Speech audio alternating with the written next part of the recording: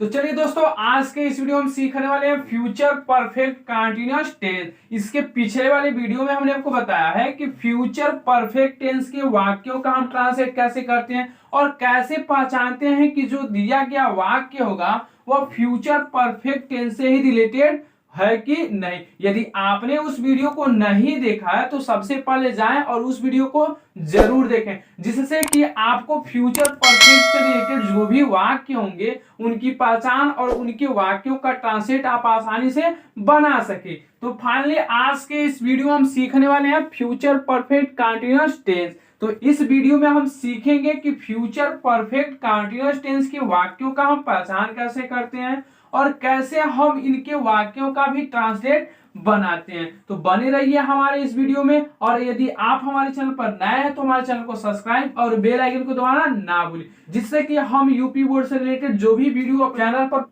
Upload करें तो आप सभी को हमारे वीडियो का नोटिफिकेशन मिल सके। तो चलिए दोस्तों, बने रहे हमारे इस वीडियो में। तो देखिए, जो हमारी पहचान है वो यही है कि इस प्रकार के वाक्यों के अंत में रहा होगा, रहा होगी, रहे होंगे, रहा होगा आदि शब्द आते हैं। तो देखिए दोस्तों, आप जब इस रहा, रहे और रहा होगा जब आप पढ़ेंगे तो आपको लगेगा कि हम फ्यूचर कंटीन्यूअस टेंस से रिलेटेड है, लेकिन आप जो फ्यूचर परफेक्ट कंटीन्यूअस टेंस पढ़ेंगे तो इसमें आपको फ्यूचर कंटीन्यूअस टेंस से रिलेटेड कुछ शब्द मिलेंगे जिससे लगेगा कि दिया गया वाक्य जो होगा वह फ्यूचर कंटीन्यूअस होगा। लेकिन देखिए, जो हमारा परफेक्ट कंटीन्यूअस टेंस होता है उसमें इस रहा होगा, रहे होंगे के साथ जो होता है समय भी दिया होता है।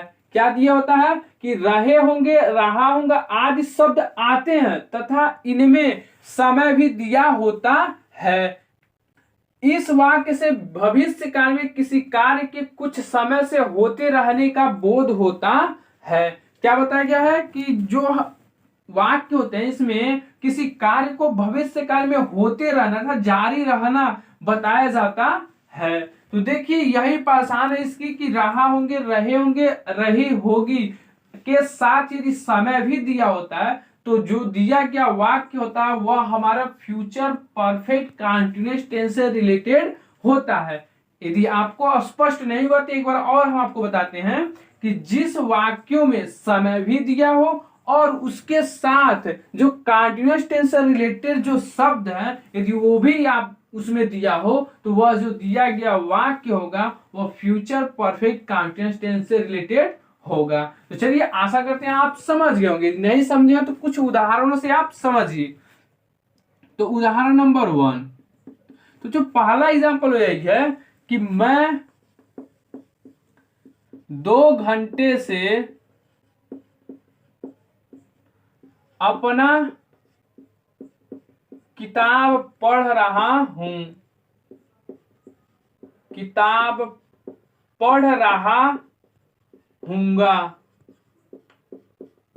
तो क्या है कि मैं 2 घंटे से अपना किताब पढ़ रहा हूंगा। तो आपको हमने पहचान में यही बताया है कि जिन वाक्यों के अंत में रहा होगा, रहे, रहा होगी, रहे होंगे या रहा होगा, ऐसे शब्द यदि वाक्य के अंत में आते हैं और उसके साथ समय भी दिया हो तो जो दिया गया वाक्य होता है वो हमारा फ्यूचर परफेक्ट कंटीन्यूअस टेंस से रिलेटेड होता है। तो देखिए, यह जो वाक्य है इस वाक्य के अंत में हमें क्या मिला, रहा होगा, और यह रहा होगा से स्पष्ट होता है कि यह जो वाक्य है वह किससे रिलेटेड हो रहा है, अभी केवल सिर्फ कंटीन्यूअस टेंस से। और इसी वाक्य में जब हमें समय भी मिल जाता है तब यह वाक्य जो होता है वह रिलेटेड हो जाता है फ्यूचर परफेक्ट कंटीन्यूअस टेंस से। देखिए, इसमें रहा होगा भी है और साथ में समय भी दिया हुआ, इससे यह जो वाक्य है वह फ्यूचर परफेक्ट टेंस से संबंधित है। ठीक इसी प्रकार से दूसरा एग्जांपल देखें तो दूसरा एग्जांपल यही है कि हम 3 दिनों से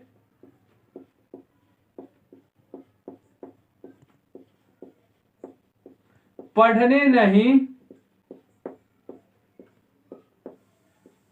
जा रहे होंगे।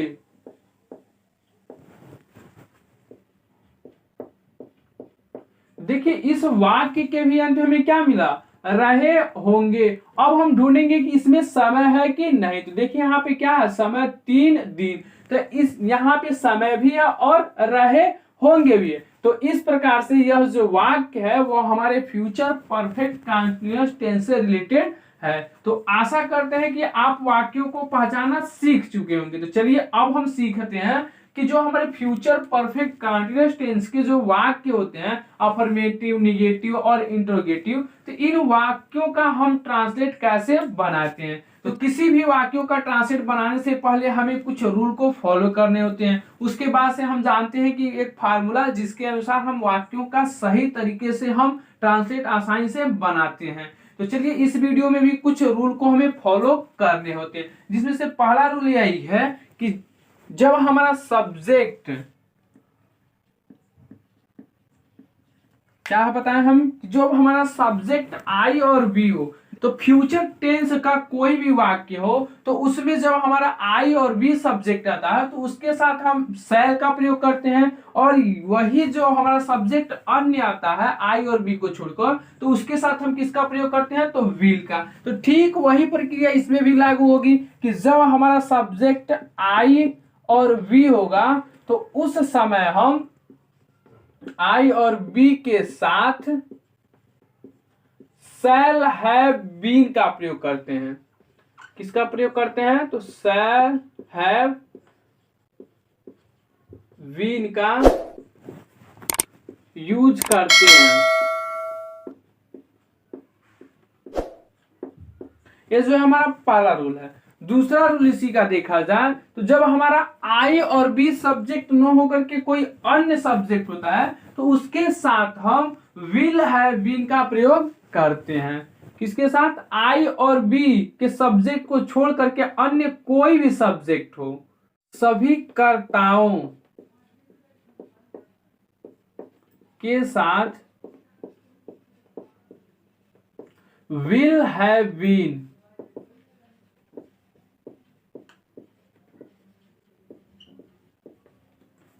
का यूज करते हैं।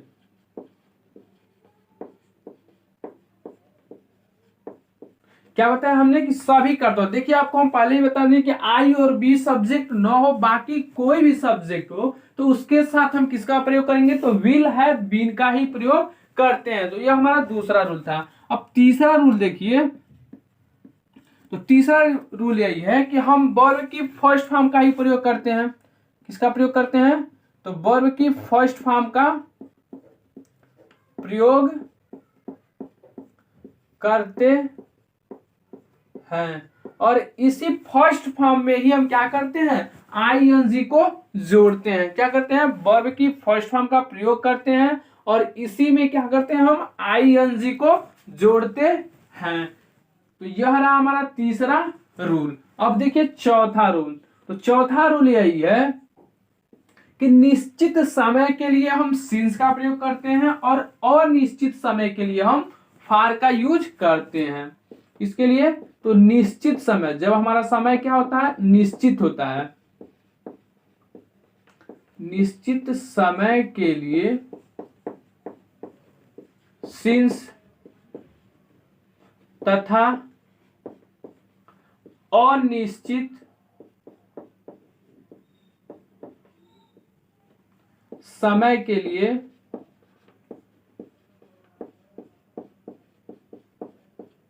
फार का यूज करते हैं।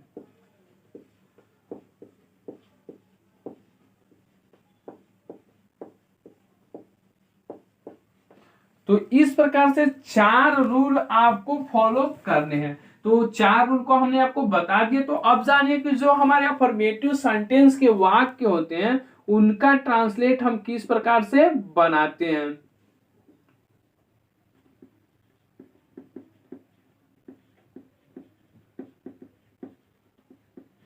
तो जो हमारे अफर्मेटिव सेंटेंस है तो इनके वाक्यों का जब हम ट्रांसलेट बनाएंगे तो उससे पहले हमें इन 4 रूल को याद रहना जरूरी है। इन्हीं 4 रूल के अनुसार हम वाक्यों का ट्रांसलेट बनाते हैं। तो देखिए अफर्मेटिव सेंटेंस का जो फार्मूला होता है वो यही होता है कि सबसे पहले हम लिखते हैं सब्जेक्ट कोई भी ये वाक्य हो उसके उसमें क्या होता है, सबसे पहले सब्जेक्ट होता है, उसके बाद से हम प्रयोग करते हैं हेल्पिंग वर्ब। तो देखिए यहाँ पे जो है क्या होगा, तो सब्जेक्ट के बाद हम प्रयोग करते हैं शैल या विल प्लस हैव बीन।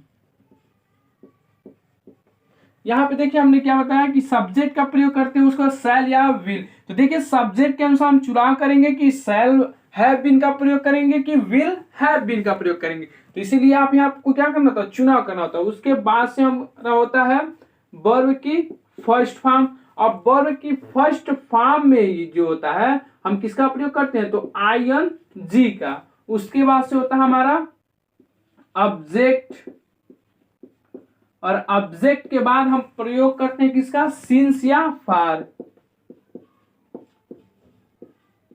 उसके बाद से होता है हमारा अंत में टाइम,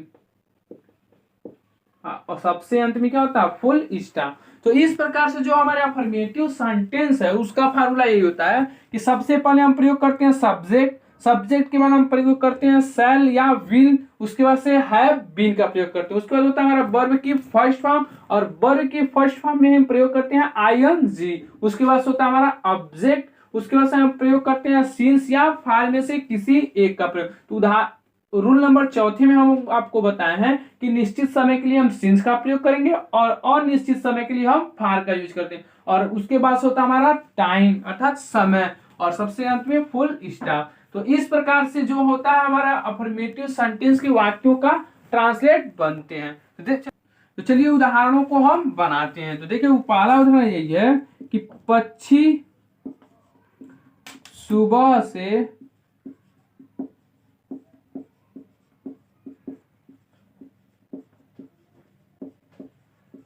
आकाश में उड़ रहे होंगे। क्या है कि पक्षी सुबह से आकाश में उड़ रहे होंगे। तो यह जो हमारा क्या होगा, तो चलिए फार्मूले के अनुसार हम इन वाक्यों का ट्रांसलेट बनाते हैं। देखिए जो हमारा सबसे पहले होता है सब्जेक्ट, यहाँ पे सब्जेक्ट क्या हो जाएगा, बर्ड्स, बर्ड्स। उसके बाद से किसका प्रयोग करेंगे, तो शैल या विल। तो देखिए यहाँ पे हमारा सब्जेक्ट आई या वी न होकर के कोई अन्य सब्जेक्ट है, तो इसलिए हम किसका प्रयोग करेंगे, तो विल। उसके बाद से हैव बीन। उसके बाद से क्या प्रयोग करेंगे हम, तो वर्ब की फर्स्ट फॉर्म। तो यहाँ पे क्या है, उड़ना, उड़ने के लिए क्या होता है, फ्लाई, और फ्लाई में ही क्या करेंगे हम, ING को जोड़ेंगे। उसके बाद से क्या होता है हमारा ऑब्जेक्ट, तो क्या हो जाएगा, इन द स्काई। उसके बाद हम किसका प्रयोग करते हैं, तो सिंस या फॉर का। तो देखिए निश्चित समय के लिए हम किसका प्रयोग करेंगे, तो सिंस का। तो यहाँ पे जो समय है क्या है, निश्चित है, कब से, कि सुबह से, तो इसलिए यहाँ पे हम किसका प्रयोग करेंगे, तो सिंस का। उसके बाद से टाइम क्या है, तो मॉर्निंग, और अंत में फुल। तो इस प्रकार से क्या बना हमारा, birds will have been flying in the sky since morning. तो यह जो है हमारा पहला एग्जाम्पल है। ठीक इसी प्रकार से दूसरा एग्जाम्पल जब हम बनाते हैं तो यही है कि हम 3 घंटे से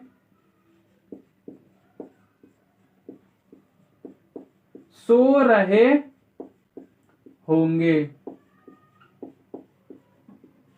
तो जब हम इसका भी ट्रांसलेट बनाएंगे तो क्या लिखेंगे, सबसे पहले सब्जेक्ट, यहाँ पे सब्जेक्ट क्या है, हम अर्थात बी। तो जब हमारा सब्जेक्ट बी है तो इसके अनुसार हम क्या प्रयोग करेंगे, तो शैल हैव बीन का।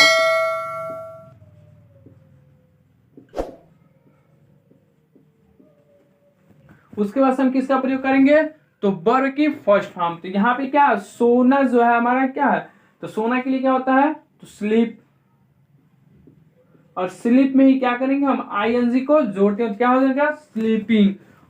उसके बाद हम किसका प्रयोग करेंगे, तो ऑब्जेक्ट। तो यहाँ पे इस वाक्य में हमारा ऑब्जेक्ट नहीं है, तो आगे बढ़ते हैं तो क्या मिलेगा, सिंस या फॉर का प्रयोग। तो यहाँ पे जो समय क्या, 3 घंटे, जो निश्चित नहीं है, तो इसलिए हम क्या प्रयोग करेंगे, तो फॉर। उसके बाद समय कितना दिया हुआ है, तो 3 घंटे, अर्थात 3 आवर्स। तो क्या बना हमारा translate, we shall have been sleeping for 3 hours, हम 3 घंटे से सो रहे होंगे। तो इस प्रकार से हम अफर्मेटिव सेंटेंस के वाक्यों का ट्रांसलेट बनाते हैं। तो चलिए एक और उदाहरण हम बनाते हैं। तो उदाहरण नंबर 3 है, वे 1 घंटे से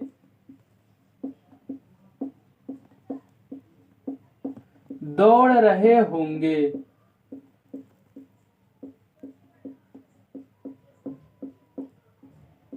तो क्या है हमारा वाक्य कि वे 1 घंटे से दौड़ रहे होंगे। तो देखिए जब हम इसका भी वाक्य बनाएंगे तो क्या होगा, सबसे पहले सब्जेक्ट, यहाँ पे सब्जेक्ट क्या हो जाएगा, तो दे, और दे के साथ हम किसका प्रयोग करेंगे, तो विल हैव बीन का। उसके बाद से किसका प्रयोग करते हैं, तो वर्ब की फर्स्ट फॉर्म, तो क्या हो जाएगा, रन, और रन में ही क्या करेंगे हम, आईएनजी को जोड़ देंगे तो क्या हो जाएगा, रनिंग। तो they will have been running for, क्योंकि यहाँ पे हम सिंस या फार का चुनाव करते हैं तो यहाँ पे क्या है, 1 घंटा जो समय निश्चित नहीं है, तो इसलिए हम किसका प्रयोग करेंगे, तो फॉर 1 आवर। तो इस प्रकार से क्या बना हमारा कि they will have been running for 1 hour, वे 1 घंटे से दौड़ नहीं रहे होंगे। तो इस प्रकार से हम अफर्मेटिव सेंटेंस के वाक्यों का ट्रांसलेट बनाते हैं। तो चलिए हम सीखते हैं निगेटिव सेंटेंस के वाक्यों का भी ट्रांसलेट हम कैसे बनाते हैं। तो देखिए जो हमारा निगेटिव सेंटेंस है,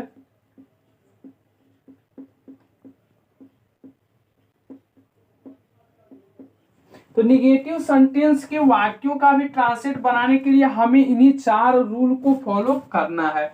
तो जो हमारा निगेटिव सेंटेंस है वो अफर्मेटिव सेंटेंस के वाक्य का जो फार्मूला है, ठीक यही फार्मूला होता है। बस अंतर क्या हो जाएगा कि जो हमारा सब्जेक्ट के बाद शैल और विल था, उसके बाद से हम प्रयोग किए हैव बीन का। तो जो हमारा निगेटिव सेंटेंस का फार्मूला होगा वह शैल और विल के बाद हम प्रयोग करते हैं नॉट का, उसके बाद से हम प्रयोग करेंगे हैव बीन का। तो चलिए जो हमारा फार्मूला है यही है कि सबसे पहले हम प्रयोग करेंगे क्या, सब्जेक्ट, सब्जेक्ट के बाद होता है हमारा शैल या विल, उसके बाद से हम प्रयोग करेंगे नॉट का, उसके बाद से होता है हमारा हैव बीन, उसके बाद होगा हमारा वर्ब की फर्स्ट फॉर्म, उसके बाद से प्रयोग करते हैं हम ऑब्जेक्ट का, और ऑब्जेक्ट के बाद होता है हमारा सिंस या फॉर, उसके बाद होता है हमारा टाइम, और अंत में फुल स्टॉप। तो इस प्रकार से जो हमारा निगेटिव सेंटेंस का फार्मूला होता है यही होता है कि सबसे पहले हम सब्जेक्ट लिखते हैं, उसके बाद शैल या विल का चुनाव करते हैं, उसके बाद नॉट, उसके बाद हैव बीन, वर्ब की फर्स्ट फॉर्म का प्रयोग करते हैं, ऑब्जेक्ट और सिंस या फार का चुनाव करते हैं, और टाइम, और अंत में फुल स्टॉप। तो देखिए जो हमारा निगेटिव सेंटेंस के कुछ वाक्यों का भी हम ट्रांसलेट बनाकर देखते हैं, जिसमें से पहला एग्जाम्पल यही है, बच्चे 2 घंटे से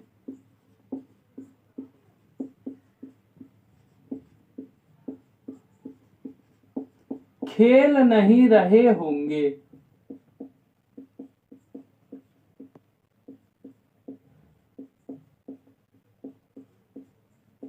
क्या है कि बच्चे 2 घंटे से खेल नहीं रहे होंगे। देखिए इसका भी हम ट्रांसलेट करेंगे तो सबसे पहले क्या लिखेंगे, सब्जेक्ट, तो क्या हो जाएगा, द चिल्ड्रेन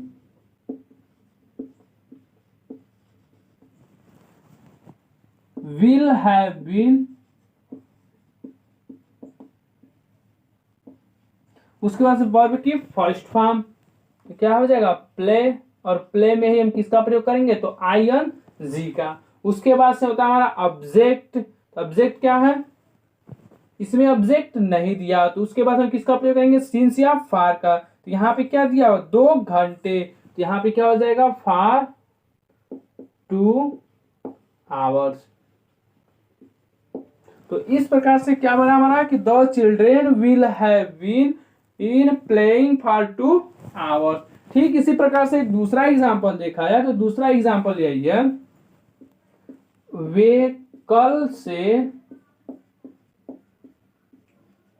घर साफ नहीं कर रहे होंगे। क्या है कि वे कल से घर साफ नहीं कर रहे होंगे। तो इसका भी जब हम ट्रांसलेट बनाएंगे तो सबसे पहले किसका प्रयोग करते हैं, तो सब्जेक्ट यहाँ पे क्या हो जाएगा, दे के साथ हम किसका प्रयोग करेंगे, तो विल हैव। तो देखिए यहाँ पे क्या नहीं, और यहाँ पे हमने नॉट का प्रयोग नहीं किया।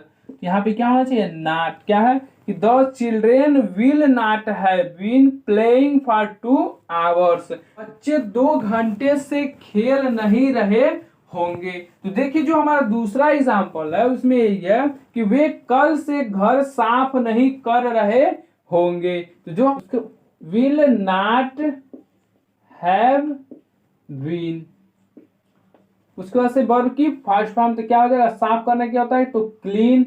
और क्लीन में ही क्या करेंगे, आईएनजी जोड़ देंगे। क्या होता है, क्लीनिंग हाउस।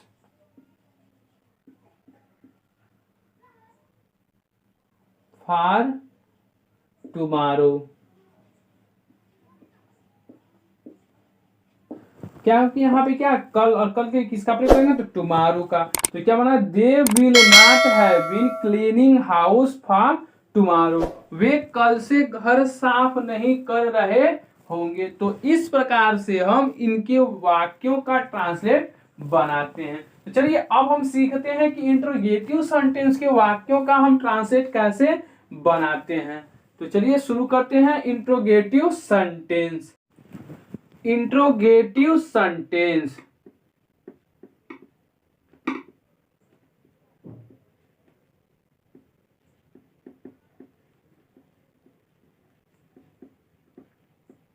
तो देखिए जो हमारा इंट्रोगेटिव सेंटेंस है इनके वाक्यों का हम ट्रांसलेट बनाएंगे। तो जो हमने आपको पहले बताया था कि इन 4 रूल को हमें याद रहने चाहिए। तो देखिए जो हमारा इंट्रोगेटिव सेंटेंस का जब भी हम ट्रांसलेट बनाएंगे तो इसमें बस एक ही चीज की ध्यान देना होता है कि इस जो हमारे इंट्रोगेटिव सेंटेंस होते हैं वो 2 प्रकार के वाक्य होते हैं। पहला वह होता है जिसमें क्या शब्द वाक्य के शुरू में आता है, और दूसरे टाइप का वह होता है जिसमें प्रश्न सूचक शब्द जो होते हैं वाक्य के बीच में आते हैं। तो इस प्रकार से इंट्रोगेटिव सेंटेंस के 2 फार्मूले होते हैं। तो पहला फार्मूला यही है कि सबसे पहले जो है हम, तो देखिए जो हमारे इंट्रोगेटिव सेंटेंस है इनके वाक्यों का ट्रांसलेट बनाते समय हमें कुछ बातों का ध्यान देना होता है कि जो हमारे इंट्रोगेटिव सेंटेंस है वो 2 प्रकार के होते हैं। पहला वह कि जिसमें हमारे क्या होते हैं कि प्रश्न सूचक शब्द वाक्य के शुरू में होते हैं, और दूसरे टाइप का वह होता है जिसमें प्रश्न सूचक शब्द वाक्यों के बीच में आते हैं। तो इसलिए जो हमारे इंट्रोगेटिव सेंटेंस है इनका 2 फार्मूला था। पहला वो होता है कि जिसमें क्या शब्द शुरू में आता है, तो उसके लिए फार्मूला यही होता है कि सबसे पहले हम शैल या विल का चुनाव करते हैं। उसके बाद से हमारा होता है सब्जेक्ट, उसके बाद से हम लिखते हैं हैव बीन, उसके बाद से होता है हमारा वर्ब की फर्स्ट फॉर्म, और वर्ब की फर्स्ट फॉर्म में ही हम क्या करते हैं, आईएनजी को जोड़ते हैं। उसके बाद होता है हमारा ऑब्जेक्ट,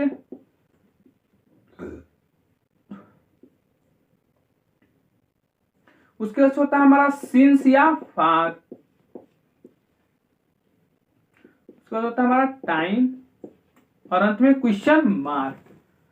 तो देखिए जो इंटरगेटिव सेंटेंस का फार्मूला है यही है कि सबसे पहले हम क्या करते हैं, शैल या विल लिखते हैं, उसके बाद से सब्जेक्ट, उसके बाद होता है हैव बीन, उसके बाद वर्ब की फर्स्ट फॉर्म में ही हम आईएनजी को जोड़ते हैं, उसके बाद होता है ऑब्जेक्ट, सिंस या फॉर का चुनाव करते हैं, और अंत में टाइम होता है। और जो इंटरगेटिव सेंटेंस के जो वाक्य होते हैं उन्हें प्रश्नवाचक चिन्ह लगाना अति आवश्यक होता है। तो यह जो पहला फार्मूला है यह तब लागू होता है जब हमारा क्या शब्द वाक्य की क्या हो, शुरू में आया हो, और दूसरा फार्मूला जो है वह तब लागू होगा जब हमारे प्रश्न सूचक शब्द वाक्यों के बीच में आते हैं। तो जो हमारे प्रश्न सूचक शब्द बीच में आते हैं तो उसके स्पेलिंग क्या करते हैं, सबसे पहले लिखते हैं, अर्थात क्वेश्चन वर्ड, क्वेश्चन वर्ड। उसके बाद से जो पहला फॉर्मूला है ठीक उसी प्रकार से हम प्रयोग करते हैं। शैल या विल का हम किसके अनुसार चुनाव करते हैं, तो सब्जेक्ट के। उसके बाद होता है हमारा हैव बीन, उसके बाद वर्ब की फर्स्ट फॉर्म, अब वर्ब की फर्स्ट फॉर्म में ही हम आईएनजी को जोड़ते हैं। उसके बाद होता है हमारा ऑब्जेक्ट, उसके बाद होता है सिंस या फार, उसके बाद होता है टाइम और अंत में क्वेश्चन मार्क। तो इस प्रकार से इंट्रोगेटिव सेंटेंस के दो फार्मूले हो गए। तो चलिए एक एक एग्जांपल हम बनाते हैं। तो पहला एग्जांपल यही है कि तुम कल शाम से